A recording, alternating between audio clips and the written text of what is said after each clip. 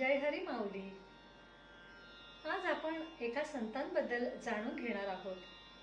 त्यांच्याबद्दल संत जनाबाई म्हणतात, नामदेव कीर्तन करी पुढे बाणाचे पांडुरंग, जनी म्हणे नामदेवा बोला अभंग. अर्थातच संत नामदेव महाराज भक्तीचे सर्व सोपान पार करूनच गोणाई मातेच्या उदरी नामदेव महाराजांचा जन्म झालेला आहे.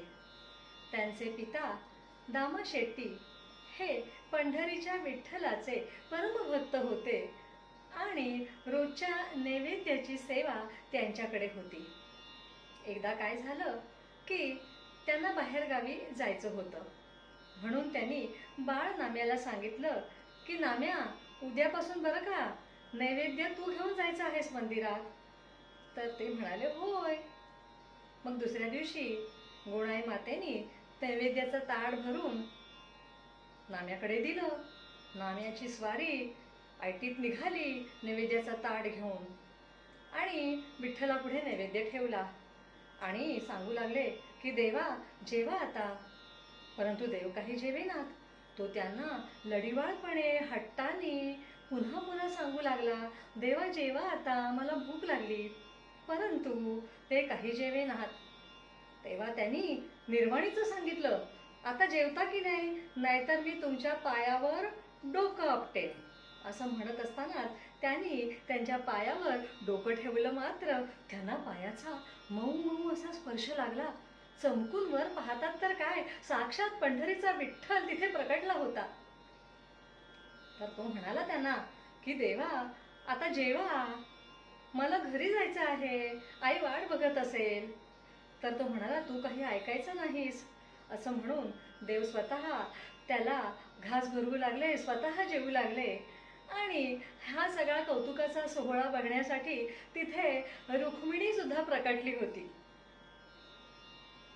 जेववितो नामया प्रभुला, जेववितो नामया, जेववितो नामया प्रभुला, जेववितो नामया.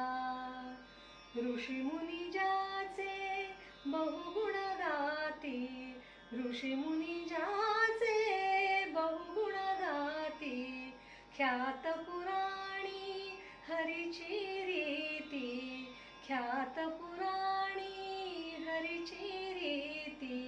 येऊ मम गृही धरुनी प्रीती, धरुनी प्रीती, करुनी मजवरी दया,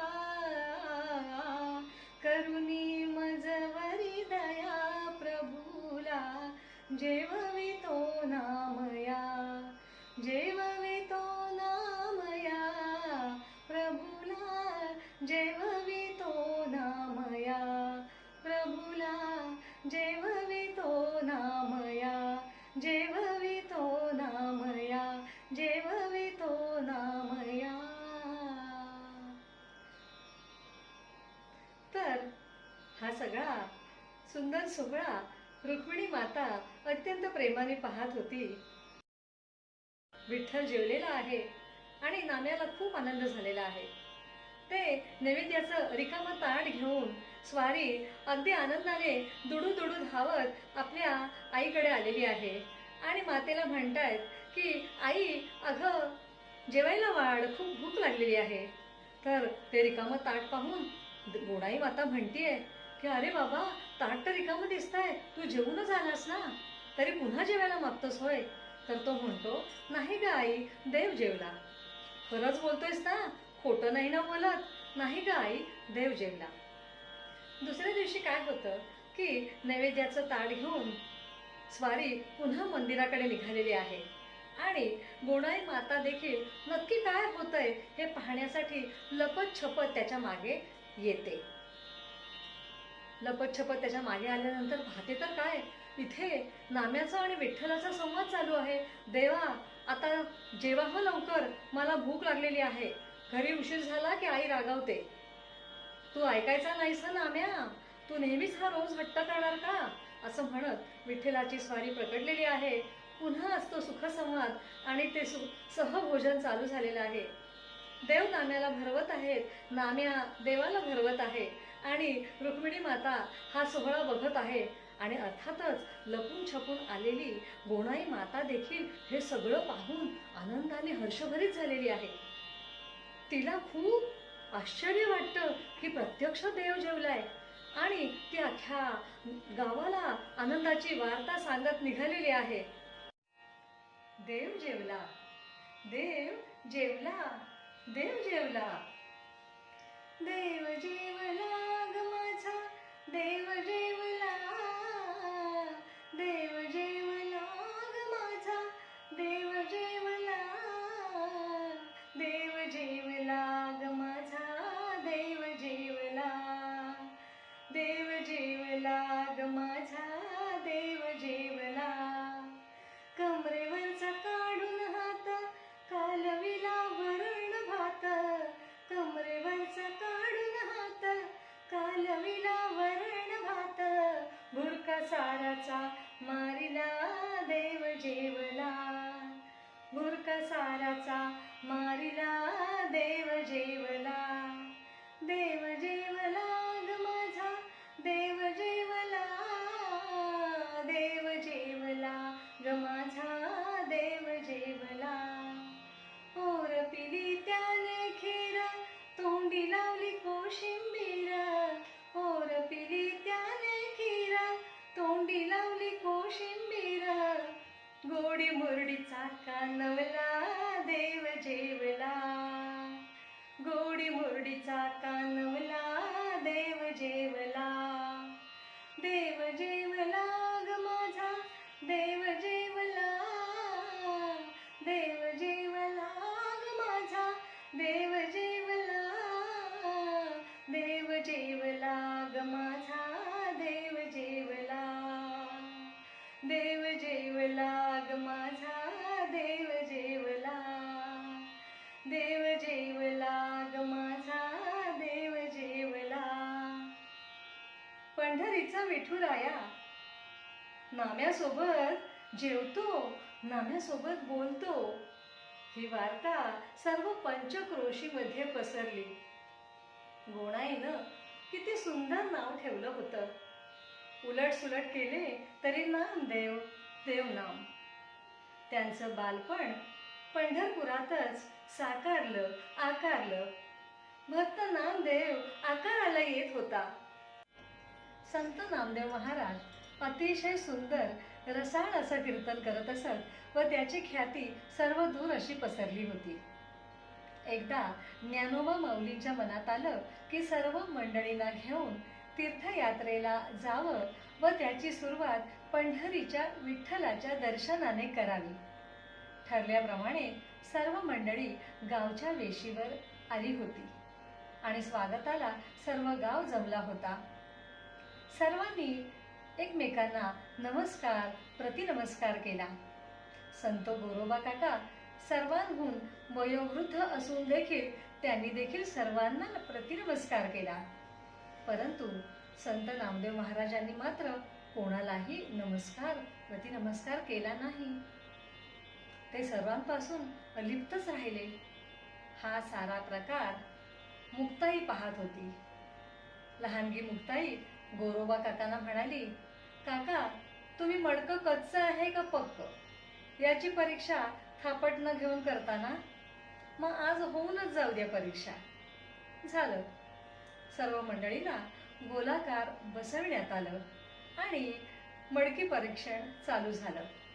गोरोबा काका एकेकाच्या डोक्यावर थापटणं मारत असत आणि मडकं पक्क आहे असं म्हणत. कोणी देखील डोक्यावरती थापटणं आपटल्यावर सुद्धा ब्र सुद्धा शब्द काढला नाही.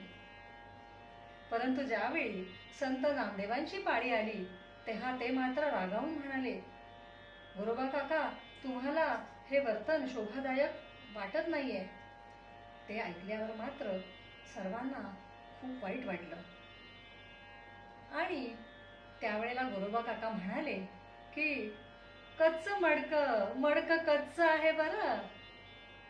हे ऐकल्यानंतर त्यांना अर्थातच वाईट वाटलं. गोरोबा वदला उभारुनी कर, देवाची आले करा. नाही ज्ञान गुरुविणा जरी तुझ्या, ते ब्रह्माले करा. हा कच्चा घट एकला सुजन हो, ऐकोनिया हासले. सारे संत विशेष दुःख हृदया, नाम्याची या भासले. सर्व संत हसायला लागले. ते पाहून नाम्याला खूप खूप वाईट वाटलेलं आहे. तो हिरमुसला चेहरा घेऊन बाजूला बसला होता. त्यावेळेला तिथे ज्ञानोबा माऊली त्यांच्या जवळ आलेली आहे.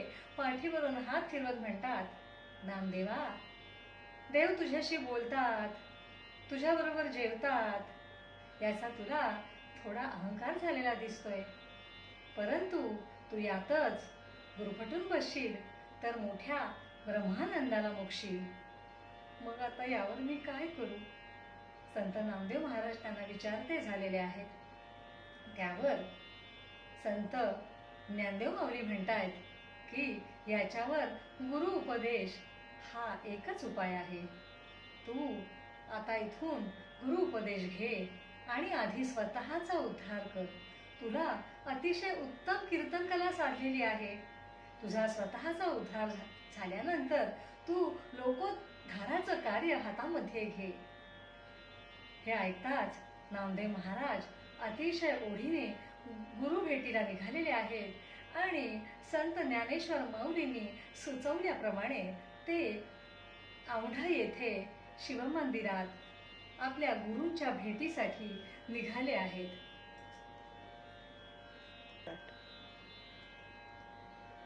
तिथे शिवमंदिरात गेल्यानंतर ते पाहतात तर काय, तिथे त्यांना एक वेगळंच दृश्य दिसलं. एक स्त्री आपल्या छोट्या लहानग्या मुलाला घेऊन तिथे बसली होती आणि समजावत होती की देवाला दाखवलेला नैवेद्य आहे, आपण खातात का असा, आपण तो खाऊ नये. परंतु तो मुलगा मात्र खूपच हट्टाला पेटला होता.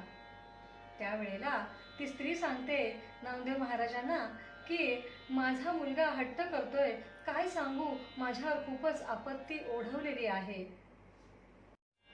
माझे पती आज ना हयात नाहीयेत आणि माझ्यावरती दुर्धर असा प्रसंग ओढवलेला आहे. तेव्हा ते म्हणतात, काही हरकत नाही, मी तुझ्यासाठी आतमध्ये जाऊन शिवाकडे प्रार्थना करतो. आणि ते शिवाच्या पिंडीजवळ गेलेले आहेत. तिथे तर त्यांना वेगळंच दृश्य दिसलं. एक अतिशय वृद्ध असे गृहस्थ तिथे पाय पसरून झोपलेले आहेत आणि जरा जर्जर अशी त्यांची अवस्था आहे आणि त्यांनी त्यांचा पाय शिवलिंगावर ठेवलेला आहे. हे पाहताच नामदेव महाराज अतिशय क्रोधित झाले आणि म्हणतात की देवाला हाताने नमस्कार केलेला आम्ही पाहिला होता, पण पायाने नमस्कार करायची ही कोणती तऱ्हा, असं म्हणून त्यांनी त्यांचा पाय काढून बाजूला ठेवलेला आहे. पुन्हा पाहतात तर ते जिथे पाय ठेवतात तिथे दुसरं शिवलिंग उपसत आहे. ती व्यक्ती त्यांना म्हणते की अरे बाबा, मी वयाने एवढा वृद्ध झालेला आहे की तूच आता माझा पाय उचलून अशा ठिकाणी ठेव की जिथे देव असणार नाही. नामदेव महाराज पुन्हा पुन्हा प्रयत्न करतात आणि जिथे पाय ठेवतात तिथे तिथे शिवलिंग उपसलेलं त्यांनी पाहिलेलं आहे.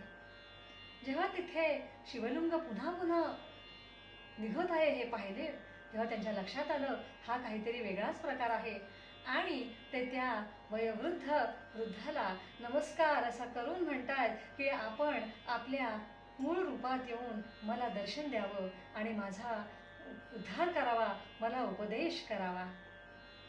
अर्थातच मग ती जी वृद्ध व्यक्ती होती ती आपल्या मूळ वेशासह आवेशासह उठून उभी राहिलेली आहे.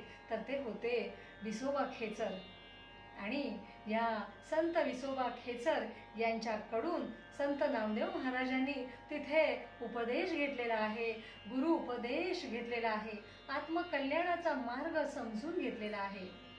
आणि त्यानंतर संत नामदेवांच्या हातून अतिशय मोठं कार्य घडलेलं आहे. संपूर्ण भारतामध्ये त्यांनी भ्रमण केलेलं आहे. आणि त्यांचा नावाचा नामदेवाचा कुवा तिथे देखील मरू देशामध्ये प्रसिद्ध आहे. पुढे जाऊन त्यांनी पंजाब देशामध्ये जाऊन देखील निरनिराळ्या प्रांतामध्ये जाऊन देखील लोकोपदेश केलेला आहे, लोकांना उपदेश केलेला आहे. त्याच्या गुरुग्रंथ साहेबामध्ये देखील त्यांची रचना आपल्याला ठायी ठायी आढळते. त्यांचे घुमान देखील तिथे प्रसिद्ध आहेत, त्यांचा शिष्य परिवार देखील तिथे आहे. आणि मग हे सर्व लोकोद्धाराचं कार्य झाल्यानंतर, अतिशय वृद्ध झाल्यानंतर नामदेव महाराजांना आपल्या पंढरीची पुन्हा आठवण आलेली आहे, भीमाईची आठवण आलेली आहे आणि ते पुन्हा आपल्या पंढरीच्या विठ्ठलाला भेटायला येतात. आल्यानंतर त्यांचा मोठा असा संसार प्रपंच असून देखील ते संसार प्रपंचात परत जात नाहीत. ते आल्यापासून त्यांचा मुक्काम त्या पंढरीच्या विठ्ठलाच्या मंदिरातच असतो. अगदी शेवटच्या क्षणापर्यंत ते त्या विठ्ठलाच्या मंदिरातच राहिलेले आहेत, सेवा केलेली आहे आणि नंतर शेवटी त्यांची त्या मंदिरामध्ये नामदेवाची पायरी देखील आपल्याला पाहायला मिळते. अशा या संत नामदेव महाराजांना आपण सर्वांनी त्रिवार वंदन करूया. जय हरी माऊली, जय हरी माऊली, जय हरी माऊली.